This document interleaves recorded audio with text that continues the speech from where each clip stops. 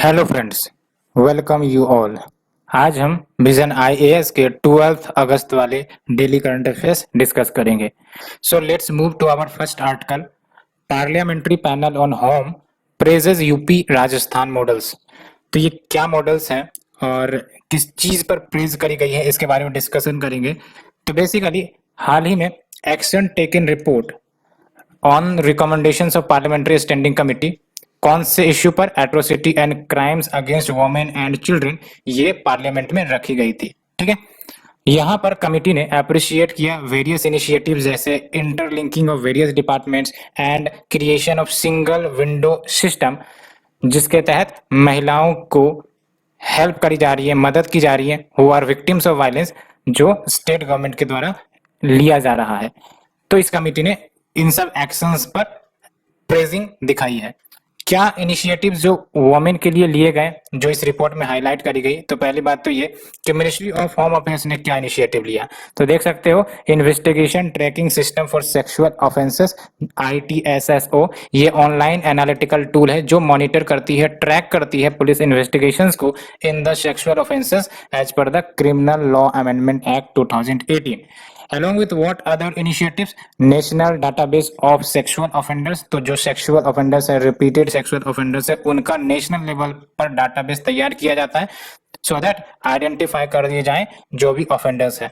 Now next is adjournment alert module, और इसके तहत फैसिलिटेट करी जाती हैं स्टेट या यूटीज को so that timeliness ensure हो सके, यानी कि within the time cases को डिस्पोज किया जा सके जो भी आरोप लगे हैं। Next is crime MAC, that is crime multi agency centre, और ये सेंटर बेसिकली इंफॉर्मेशन शेयर करती है on the heinous crimes and other related issues to coordination in cases of interstate crimes, यानी कि अगर लेट से क्राइम इंटरस्टेट वाला है तो वहां पर आपका crime MAC, that is crime multi agency centre, information share करती है on the heinous crimes and other issues related to coordination. Next is modus operandi module, MO module, और इसको अवेलेबल करी गई है online for investigating officers across the country. तो जितने भी इन्वेस्टिगेटिंग ऑफिसर्स है उनके लिए ये मोडस ऑपरेंडी ऑनलाइन अवेलेबल है, वो इनका बेनिफिट ले सकते हैं। Next is your emergency response support system, और ये आपका pan India single internationally recognised number of various emergencies, ये बेसिकली हाईलाइट करता है। Cyber crime prevention against women and children scheme, ये भी चलाई जा रही है गवर्नमेंट के द्वारा। ये सब मिनिस्ट्री ऑफ होम अफेयर्स के द्वारा लिए गए एक्शंस हैं जो वुमेन को प्रोटेक्शन प्रोवाइड करती है in case of any criminal cases, जो भी सेक्सुअल ऑफेंसेस वाले केसेस हैं उनसे रिलेटेड। और देख सकते हो जो schemes ministry of women and child development चला रही है, one stop centres, Ujjwala schemes, Swadhar Greh scheme, women helpline, ये सब कुछ initiatives ministry of women and child development के द्वारा चलाई जा रही है। सो हमने डिस्कस किया सब इनिशिएटिव जो लिए गए हैं, ये हाईलाइट करी गई हैं इस रिपोर्ट में, और ये सब आपको कहाँ पे काम देगा, तो basically government initiatives taken by the government to ensure कि जो सेक्सुअल ऑफेंसेस की घटना है वो कम हो इन द कंट्री, यहाँ पे आप इसका इस्तेमाल कर सकते हो। Next is your Jal Jeevan mission needs to expedite its implementation to achieve its target. तो आप देख सकते हो जो भी टारगेट इस जल जीवन मिशन में रखा गया है, लेकिन इसमें साफ साफ कहा जा रहा है कि इम्प्लीमेंटेशन को स्पीड अप करना पड़ेगा। क्यों? बिकॉज रिसेंट स्टडी में ये पता चला है कि 78 million homes in the villages, इनके पास पाइप्ड वाटर इंफ्रास्ट्रक्चर है लेकिन विदाउट टैप वाटर प्रोविजन है ना, तो इनके घर में टैप वाटर नहीं उपलब्ध है, जबकि 78 million homes in the villages है पाइप्ड वाटर इंफ्रास्ट्रक्चर। तो पाइप्ड वाटर का इंफ्रास्ट्रक्चर तो है लेकिन टैप वाटर प्रोविजन घर में नहीं है। तो कहने का मतलब विलेज में तो अवेलेबल है कि सिस्टम इंफ्रास्ट्रक्चर मौजूद है, लेकिन बहुत सारे घरों में ये उपलब्ध नहीं कराई गई है। Further there are 34 million homes in villages which do not have piped water system at all. And states जो पीछे रही हैं वो है आपका वेस्ट बंगाल, उत्तर प्रदेश, राजस्थान, लेकिन तेलंगाना में आप देख सकते हो 100%, हरियाणा, बिहार, पंजाब, ये सब सक्सेसफुल रही हैं in providing tap water to more than 80% family जो स्टेट्स में रह रहे हैं। और अगर हम बात करें जल जीवन मिशन की, तो ये मिनिस्ट्री ऑफ जल शक्ति का इनिशिएटिव है। Objective basically functional household tap connection FHTC to every rural household by 2024, है ना। तो ये रट लेना है इसको, जल जीवन मिशन के बारे में मिनिस्ट्री ऑफ जल शक्ति का है। एम क्या है? Functional household tap connection to every rural household by 2024। And अगर हम बात करें FHTC, that is your functional household tap connection, इसका मतलब क्या हुआ कि इंफ्रास्ट्रक्चर प्रोवाइड करो, that is household tap connection at least 55 litre per capita per day provide करी जाए प्रिस्क्राइब्ड क्वालिटी के साथ। और क्वालिटी क्या रखी गई है? तो bureau of Indian standard 10,500 standard quality maintain करना पड़ेगा रेगुलर बेसिस पे, ठीक है। तो each house hold will get at least 55 litre per capita per day, ये आपका टारगेट है। ये भी याद रखना प्रीलिम्स के लिए, 55 litre per capita per day and with prescribed quality, that is BIS 10,500 standard, वो भी रेगुलर बेसिस पे। And it also AIIMS functional tap connection provide करी जाए स्कूल्स में, आंगनवाड़ी सेंटर्स में, हेल्थ सेंटर्स में, वेलनेस सेंटर्स में। फंड शेयरिंग पैटर्न की बात करें तो देख सकते हो 90:10 Himalayan and north eastern states के लिए, 50:50 other states and 100% for UT. तो अगर हम बात करें जल जीवन मिशन की, तो ये अनाउंस करी गई थी 1 साल बाद जब CAG रिपोर्ट लाई गई थी, और इसने हाईलाइट करी थी कि किस प्रकार से ग्रॉस अंडर परफॉर्मेंस चल रहा है national rural drinking water programme का, जो 2009 में लॉन्च करी गई थी। तो उसके अंडर वर्किंग, अंडर परफॉर्मेंस को सुधारने के लिए JJM लॉन्च किया गया, जल जीवन मिशन। और आप देख सकते हो few big state slow in progress. तो आप देख सकते हो यहाँ पर जो आपका जो रेड कलर में देख रहे हो वहां पर सिर्फ 20% हाउसेस हैं जहां पर टैप वाटर है। तो देख सकते हो जम्मू एंड कश्मीर वाला रीजन हो गया, ये आपका यूपी है ना। एंड फिर आपका ये आपका छत्तीसगढ़ है। एंड देख सकते हो 80% वाले को देख लो तो 80% पंजाब हरियाणा है, गुजरात है, आंध्र प्रदेश है, ठीक है। तो ऐसे आप कंपैरिजन भी कर सकते हो। सो क्या इंपॉर्टेंट है प्रीलिम्स के लिए? Jal Jeevan mission. Next move, Lok Sabha adjourns sine die ending the monsoon session.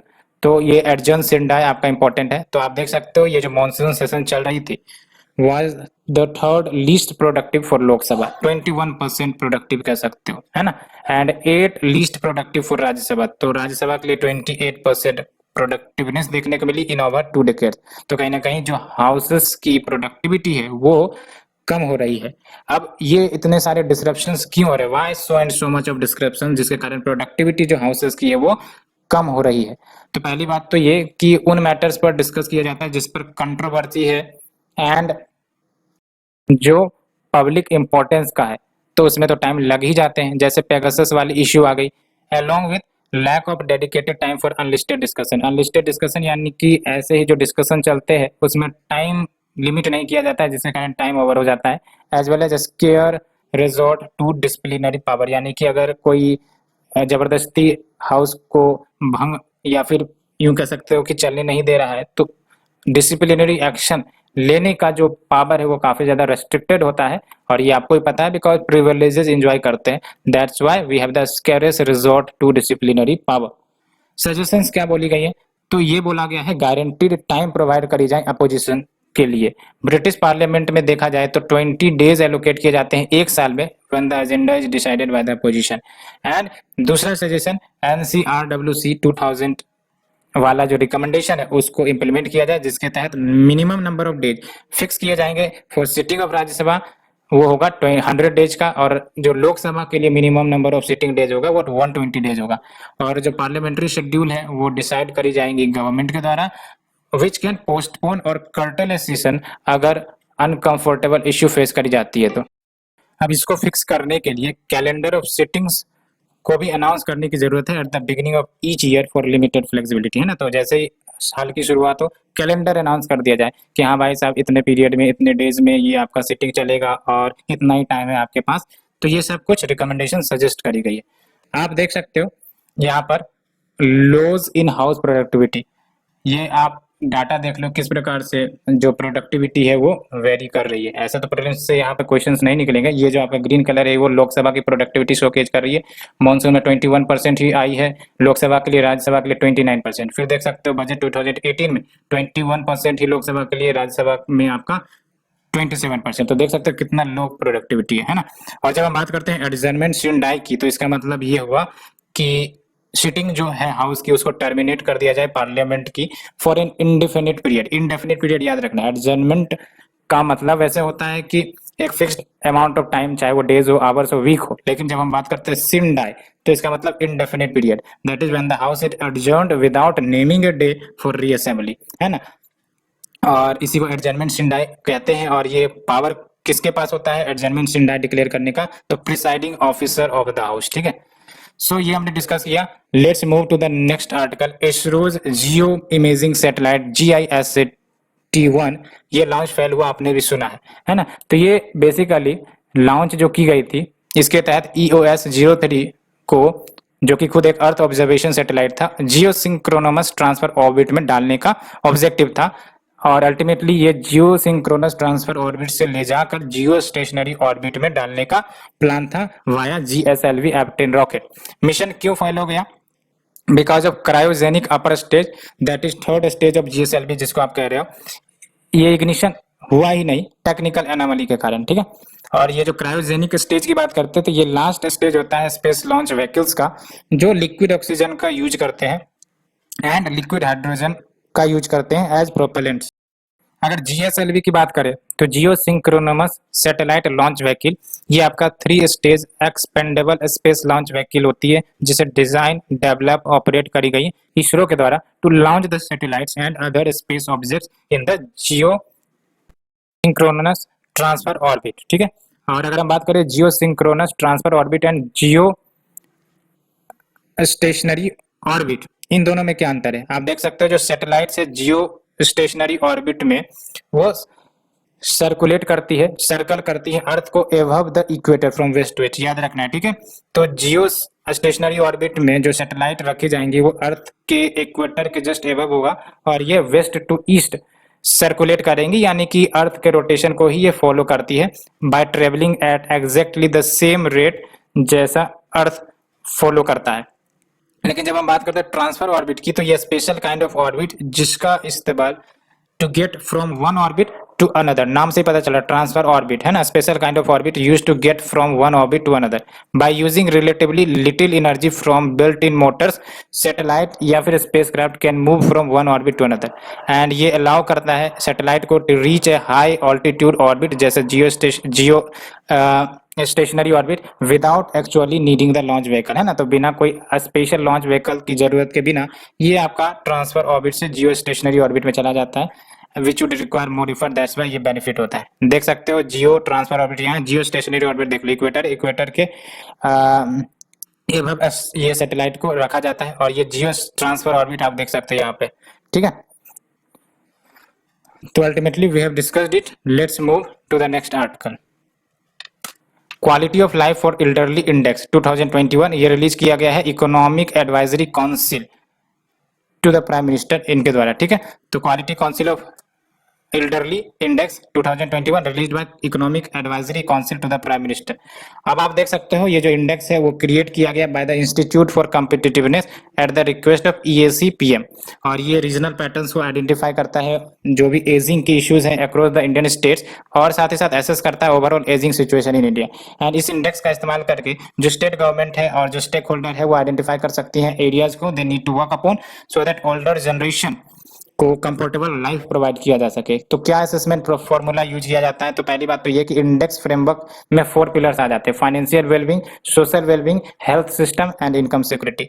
Distinction is created between aged state, तो देख सकते हो having more than 5 million elderly, एक तो ये कैटेगरी हो गया। दूसरा रिलेटिवली एज्ड स्टेट जहां पर having less than 5 million elderly, और so that fair comparison establish किए जाए among the states. North east states और यूटी ये 2 सेपरेट कैटेगरीज हैं considering their geography and share of the elderly population. क्या की हाईलाइट है देख सकते हो, health system pillars observes highest national average, उसके बाद आपका सोशल वेलबिंग आता है, उसके बाद फाइनेंशियल वेलबिंग आता है और लास्ट में आपका इनकम सिक्योरिटी पिलर आता है। राजस्थान और Himachal Pradesh top scoring region है in aged and relatively aged states.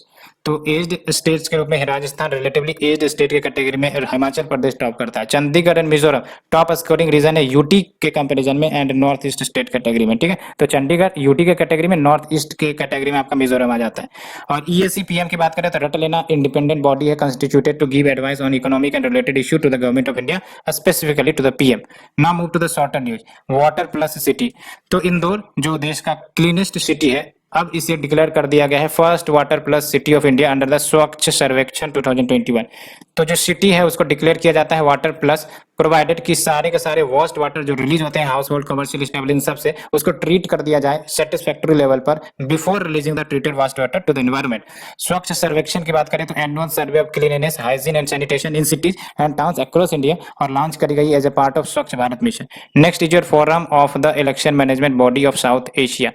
तो recently 11th annual meeting of FEMBOS से 2021 ये हुआ था और आप देख सकते हो थिम्पू रेजोल्यूशन अनएनामसली अडॉप्ट कर लिया गया है by this FEMBOS members to extend the tenure of chairmanship to 2 years during the current pandemic situation। और FEMBOS की बात करें तो ये स्टेब्लिश किया गया है third conference of heads of electoral management bodies of SAARC country जो हुआ था न्यू दिल्ली में 2012 में। और इसके तहत आपका कॉन्टेक्ट प्रमोट करना है among the EMBs of the SAARC countries and enhancing the capabilities of EMBs, that is your election management body। Now next is Hong Kong set to adopt China anti-sanctions law। तो ये mainland Chinese law है जो foreign sanctions को counter करती है and now may be adopted in the China ruled city by writing it into Hong Kong's mini constitution, है ना। तो हांगकांग का जो मिनी कॉन्स्टिट्यूशन उसमें लिखा जाएगा इसके बारे में और फिर यहाँ पर अप्लाई होगा। और इसके बाबर में क्या क्या हो सकते हैं, वीजा डिनाई किया जा सकता है, डिपोर्टेशन किया जा सकता है, seizing assets of those who formulate और comply with sanction against Chinese businesses और official. According to China purpose of anti sanction law is to defend the country sovereignty and security and development interest. लेकिन ये law कहीं ना कहीं undermine कर सकती है हांगकांग के रेपुटेशन को because it is a global financial hub. Next is global youth development index 2020 और ये प्रिपेयर करी गई है कॉमनवेल्थ सेक्रेटेरिएट यूथ डिवीजन के द्वारा एंड ये प्रोवाइड करती है ranking of youth development in 181 countries based on various domain. क्या की हाईलाइट है देख सकते हो, सिंगापुर टॉप रैंक करता है for the first time followed by Slovenia और India is ranked 122nd in 2020 GYDI में। और इंडिया है देख सकते हो, तो इंडिया का परफॉर्मेंस उतना भी खास नहीं है ग्लोबल यूथ डेवलपमेंट इंडेक्स में। और सिंगापुर फर्स्ट नंबर पे है, Afghanistan, India, Russia, Ethiopia, Burkina Faso top 5 improvers रहे हैं वैसे, advancing this score on an average 15.74%। Next is Kerala rolls out bio bubble model for safe tourism. क्या है ये बायो बबल मॉडल? तो bio bubbles basically sanitised and safe environment होंगे जहां पर people who will likely to come into the contact with tourist उनको भी inoculate किया जाएगा एंड इससे क्या होगा, प्रोटेक्टिव रिंग क्रिएट करी जाएंगे टू शील्ड फ्रॉम कोविड-19 एंड ओनली दोज टूरिस्ट जिन्होंने एडमिनिस्टर किया है at least the first dose of कोविड-19 वैक्सीन या फिर नेगेटिव RT-PCR टेस्ट उनके सर्टिफिकेट है टेकन बिफोर 72 आवर्स वो अलाउ होंगे to enter the state. Next is places in news, Aurangabad Maharashtra. तो ministry of travel affairs in partnership with art of living foundation Aurangabad Maharashtra में ये इन्होंने वृक्ष बंधन प्रोजेक्ट लॉन्च किया जहां पर 1100 ट्रैवल वुमेन ये राखी क्रिएट कर रही हैं for Rakshabandhan with the seeds of indigenous trees जो यूनिक कंट्रीब्यूशन होगा to increasing forest cover and combating climate change. Aurangabad की बात करें तो it is named after Mughal emperor Aurangabad, आप देख सकते हैं ये आपका औरंगाबाद, ठीक है। Next UNESCO world heritage site भी है अजंता केव्स, एलोरा केव्स, आपको ही पता है इसी के आसपास में ये लोकेटेड है, ठीक है। Bibi ka Maqbara which bears the resemblance of Taj Mahal, Taj Mahal की ही तरह दिखता है बीबी का मकबरा और ये इंपॉर्टेंट हिस्टोरिकल मॉन्यूमेंट है औरंगाबाद में। तो औरंगाबाद में क्या क्या मिल गया आपको, बीबी का मकबरा, अजंता केव्स, एलोरा केव्स और ये नाम भी पड़ा है मुगल इंपेरियर औरंगजेब के बाद, ठीक है। Next is Kaziranga national park. तो Kaziranga first national park in India हो गया है जिसको इक्विप किया गया सैटेलाइट फोन्स के साथ। तो Kaziranga national park Assam state में है और ये यूनेस्को वर्ल्ड हेरिटेज साइट भी है और यहाँ पर आपका great Indian one horn rhinoceros मिलता है जो कि एक इंडेंजर्ड स्पीसीज है, याद रखना है, नॉट क्रिटिकली इंडेंजर है। काजीरंगा को टाइगर रिजर्व भी डिक्लेयर किया गया था 2006 में। तो ये देख सकते हो काजीरंगा है आपका गुवाहाटी आपका असम का कैपिटल है और इधर अरुणाचल प्रदेश है, नागालैंड है, मणिपुर है, मिजोरम है, ठीक है। Now we have the Darfur region. Darfur region कहां पर है आप देख सकते हो, ये है आपका दरफुर रीजन, है ना। तो देख सकते हो Sudan will hand long time autocrat Omar al Bashir, किसको देगा, इंटरनेशनल क्रिमिनल कोर्ट को अलॉन्ग विद अदर ऑफिशियल्स जो वांटेड है ओवर द दरफुर कन्फ्लिक्ट। तो ये जो दरफुर रीजन है ये आपका वेस्टर्न पार्ट ऑफ सूडान, यहाँ आप देख सकते हैं ये सूडान है, टोटल वेस्टर्न पार्ट में आपका दरफुर रीजन है, western part of Sudan near the borders with Libya, छाड़ एंड सेंट्रल अफ्रीकन रिपब्लिक, तो छाड़ यहाँ पर है, लीबिया यहाँ पर है ना, एंड सेंट्रल अफ्रीकन रिपब्लिक, ये आपका सेंट्रल अफ्रीकन रिपब्लिक हो जाते हैं, ठीक है। एंड कैपिटल खरतोम, वो north east part of country में लोकेटेड है, ठीक है। ये किसका कैपिटल है? सूडान का, ठीक है, Khartoum. Next is the personalities in news, Khudiram Bose. तो ट्रिब्यूट्स पे किए गए to the fearless freedom fighter Khudiram Bose at Muzaffarpur general central jail Bihar में ऑन हिज डेथ एनिवर्सरी। अगर इनके कंट्रीब्यूशन की बात करें तो ये 1889 में बोर्न हुए थे, small village that is in the Midnapore district, and being inspired by series of public lecture, बहुत सारे पब्लिक लेक्चर दिए गए थे given by sir Aurobindo, sister Nivedita, इनको रिवोल्यूशनरी एक्टिविटीज के तरफ ये फिर मुड़े। एंड बोस ने अनुशूलन समिति को भी ज्वाइन किया था, which is an early 20th organisation that propounded revolutionary activities in Bengal. 1908 में वो अलोंग विद अनदर रिवोल्यूशनरी जैसे Prafulla Chaki attempted to assassinate the British जज that is magistrate Douglas Kingsford, आपने भी सुना होगा, which ultimately led him to be sentenced to death at the young age of 18। तो जब इन्होंने ये असैसिनेट करवाने का प्रयास किया तो ऑफिसर्स ने इन्हें पकड़ लिया और ultimately at the young age of 18 ही sentenced to death. And doctor Balram Tambe, तो देख सकते हो ये आयुर्वेदा प्रैक्टिशनर हैं, प्रोपोनेंट ऑफ योगा, पुणे में इनका देहांत हो गया। ये फाउंडर भी रहे आत्म संतुलना विलेज का, which is a holistic healing centre near Lonavala, और इन्होंने वर्ल्ड वाइड रेप्यूट हासिल की है for the treatment of disease such as heart ailments, diabetes, blood pressure and other chronic ailments, and he has received many awards in recognition of his work, and सब भी किए हैं as a member of Pharmacopoeia committee with the government of India. So we have discussed all these details and hope you have understood it. So for now, thank you friend, thank you very much.